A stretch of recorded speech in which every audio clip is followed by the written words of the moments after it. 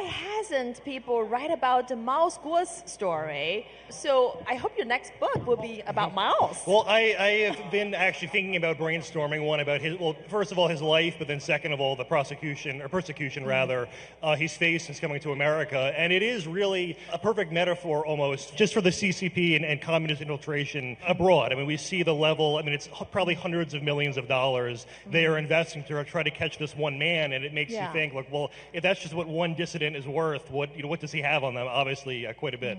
You've done many investigative pieces about Mao's Guo's lawsuit, and you have read thousands of pages of court papers. I mean, what is the biggest takeaway from Mao's Guo's case? Well, the number one thing I would say is there are never any coincidences. Or if there are and there's 100 more coincidences, well, then it's not a coincidence. And that's really the main theme in researching, the cases, who's the players in the cases, who's filing these lawsuits, but then the judges themselves and even sort of the research that gets introduced, it's all links back to the CCP, whether it be, someone who might not be ideological but is being paid off by the CCP. And we see that happen again with judges, in the CIA, with the FBI, but just really across the board, money talks. And as I mentioned earlier, they're spending hundreds of millions of dollars to try to get Mr. Guo, and that's enough money to turn a lot of people, unfortunately. So just a lot more awareness of that, I would say. George Higginbotham, $40 million. Yes, $40 million. Yes, good. That's a good one. Yes. And Elliot Brody and Stephen Wynn. And are they in jail right now? Yeah, where are they? Where's the accountability for exactly? these corrupt Where's the government transparency? officials? That reminds me, with Higginbotham, like one of the things in the Praz Michel case was there were these corrupt FBI, CIA, DOJ people, and one thing about them was they got off easy. They got plea deals. They didn't go to jail. Well, Praz Michel, I argue, is sort of the fall guy. He's the kind of guy who can suffer for the illegal lobbying, but meanwhile,